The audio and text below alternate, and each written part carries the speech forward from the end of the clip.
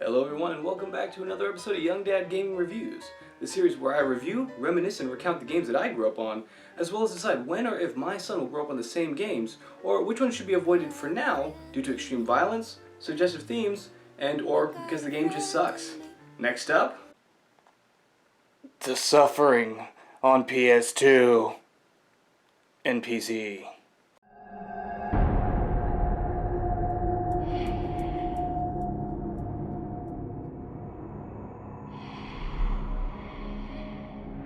The Suffering is a 2004 action horror game that was released for PS2, Xbox, and PC. It was a financial success with 1.5 million copies sold, and was developed by Surreal Games and published by the now dead Midway Games.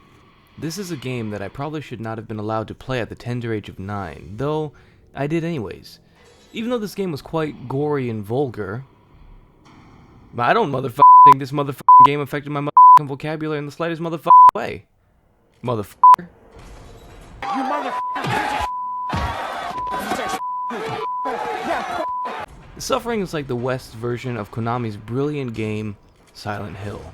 While Silent Hill mixed subtlety and atmosphere into its world seamlessly, The Suffering's subtlety is more like A dump truck driving through a nitroglycerin plant.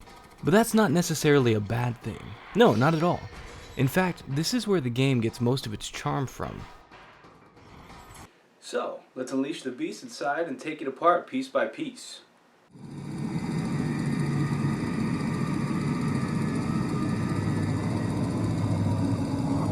Even though The Suffering can also be seen as just another generic horror shooter, you'll eventually find it's much deeper than that. It's a bit of a love letter to 80s horror movies with heavy influence from Stanley Kubrick's The Shining. You play as Torque, a man sent to Carnate Prison on death row for the murder of his ex-wife Carmen and two sons, Corey and Malcolm. Shortly after reaching his cell and being introduced to a few interesting inmates, Best not to listen to him talk. Floyd's a degenerate parasite. They should have slapped the cuffs on him coming out of his mama's At least tongue. I know Jesus is with me, man. an earthquake strikes and something releases you from your cell. From here on in, it's about finding a way off the island, but you begin to realize that there's more to this island than just the spooky wives' tales and a mysterious history. Depending on the choices you make throughout the game, and if you choose to save the other NPCs you meet along the way, you will hear different dialogue and see different endings. It's very straightforward, but the story hiding inside the game that slowly reveals itself as you progress is very satisfying, and where the game's true strength lies. There's a deep lore in this game, from the enemies you meet to the locations you travel. For example, early on you are introduced to three particular spirits. Hermes, who was the executioner at the prison and eventually killed himself in the gas chamber. Horace was a prisoner who killed his own wife during a conjugal visit. And Dr. Killjoy was a psychiatrist/surgeon who was doing demented testing on some of the prisoners. His ghost can only be seen through 16mm projector film. It is a very creepy design, and similar to the Doctor's ghost design in the remake of the House on Haunted Hill film. Even the basic enemies have some really fucked up backstories to them, but the darkest of backgrounds belong to the Festers. Just listen. Fester. Continually emerging from the slave ship, these are the festering creatures who foil my attempts to escape this confounded rock. Rats live within their flesh, writhing within it and then springing forth randomly. They appear to be a reincarnation, not of the slaves, for then they would be of darker skin tone, but instead of the slave traders. In this form, they are forced to live out again and again the fate they forced upon those hapless slaves. Good God.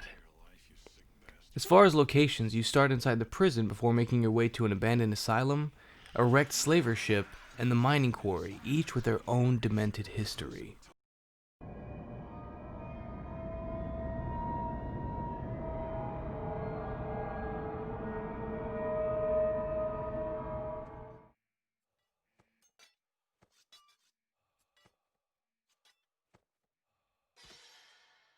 For a game released in 2004, it is still quite nice to look at. The game has some bland PS2 era textures on the floor, the walls, and even the outdoor areas. But some areas, such as the asylum, are creepy, and the lighting is where the game really shines.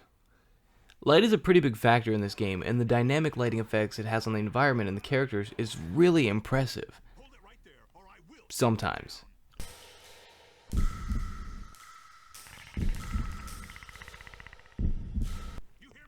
Light can also be used to solve puzzles and blind enemies. The character designs and facial models are... they're pretty PS2. The creature designs, however, are where the developers had some fun. They were designed and fixed up by Stan Winston and his studio team, the genius behind the designs for Terminator, Aliens, Predator, and my personal favorite, John Carpenter's The Thing. Each enemy has a unique look, heavily inspired and influenced by horror movies and different forms of execution. For example, the Slayers are based off of decapitation and shivs. They also look like they come straight out of Hellraiser. The Marksmen are based off of firing squads, also my favorite enemy design in the game. Mainliners are lethal injection, and let's be honest, if you saw these things in Reanimator, you would not question it. Noosemen are hangings, and burrowers were those that were buried alive, and they remind me of that nightclub scene from Jacob's Ladder.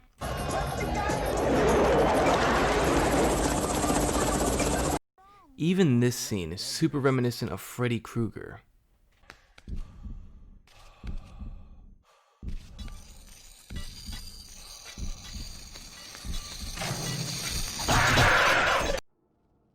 When dealing or taking damage, more and more blood splatters over your character, which slowly fades after a while.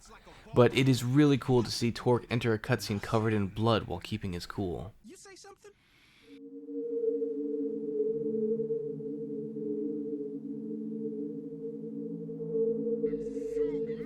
Majority of the music in the game is nothing more than deep percussion to amp up the tension during combat. The game will assault your ears with a rainbow of vulgarity, as well as attempts at prison slang. That cocksucker's not gonna be alright for long if he's in the row with the rest of us short-timers. Shut your cracker ass, goose. Abbott is one fucked up who's-gal. You seen some of these things, man? Fucking whack shit. Do you really expect us to believe you're somebody else? Do you really expect me to not push you up against the wall, biatch? The voice acting itself is quite charming and cheesy, but really nicely done for the bosses. The gas chamber boss Hermes sounds like he's trying to talk through gritted teeth and also perpetually exhaling. A nice little detail in reference to his cause of respiratory death. Horace died by electric chair and always sounds like he's jittery or in pain when he talks. Fun fact, his eyes are gone because apparently when you get the electric chair they have to put bandages over your eyes because they pop. But my favorite is Dr. Killjoy. He looks like Vincent Price from House on Haunted Hill and talks like a 1950s horror movie narrator. And so, my favorite subject arrives. It is in this room that all the secrets will be revealed. I'm very glad that he has probably the most dialogue in this game, as he's such a joy to listen to. A killjoy. Apparently, I'm not the only one who liked him either, as he's one of the very few returning characters in the sequel. Also, fun fact for you, the voice actor for Dr. Killjoy also provides the voice for Jittery Horace. Such talent! The bestiary is written and well narrated by a man named Clem, blessed with a beautiful Nolans accent, providing a voiceover for each enemy. The sound design for each enemy is also nicely done, giving you the ability to know what enemy may be ahead, so you can deal with them appropriately.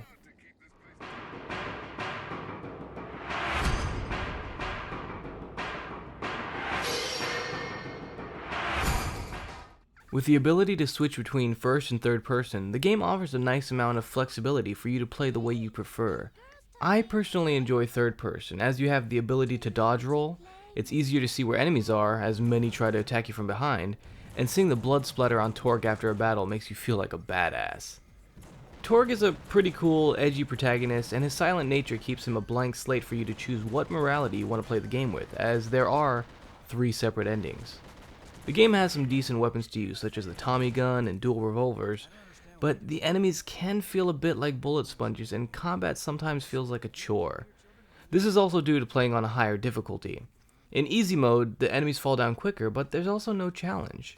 On medium, the enemies do quite a bit of damage, but luckily there's usually an abundance of painkillers littered around Carnot.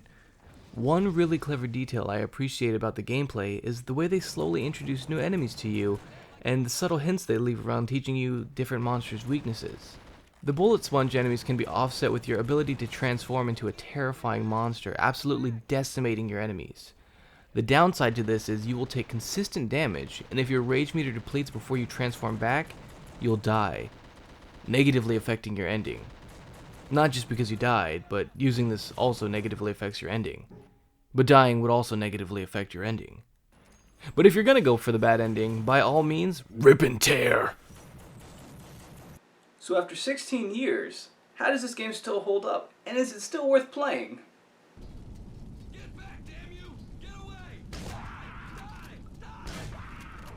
I still had plenty of fun exploring the bloodied and deserted prison hallways and learning the lore of Carnot all over again. The combat was fun, but eventually feels like a chore, even with stronger weapons like the fire axe and the shotgun, especially later in the game when they just start throwing enemies at you. On PC, there was an issue with constant crashing that forced me to have to shut down my computer. Twice. This issue was fixed by removing some files in the program folder, but it affected the sound in some parts of the game. I love dark and gritty games like this, and I would love to see The Suffering be remade or get another sequel. Overall, I give The Suffering... what the hell was it? Overall, I give The Suffering 4 lethal injections out of 5. As for games I would let my son play, I would give this one a... sorry buddy, maybe when you're a teenager, as I feel I was a bit too young when I played this game. Even though it is fun as hell, I still learned a pretty colorful language a little bit too early. As far as nostalgia value, I would give this game 2 makeshift spoon shivs out of 5. The nostalgia goggles do wear off pretty quickly, but even without them you can still see it's a solid horror shooter that I would like to see more of. Both The Suffering and its sequel, The Suffering Ties That Bind, can be purchased on GOG.com, so getting a hold of them is now easier than ever. Thank you to everybody watching this video. I hope you enjoyed. If you did, don't forget to leave a like, leave a comment for games that you would like to see on this channel, hit the subscribe button and ring that bell to be notified. I don't know why I keep snapping when I say that. But anyways, if you guys enjoyed the theme song, don't forget to check out Ellie's channel. This is our first stop on our month of Halloween, so I hope you get... Our trip down horror Halloween is just getting started, so I'll see you guys on the other side. Bye-bye!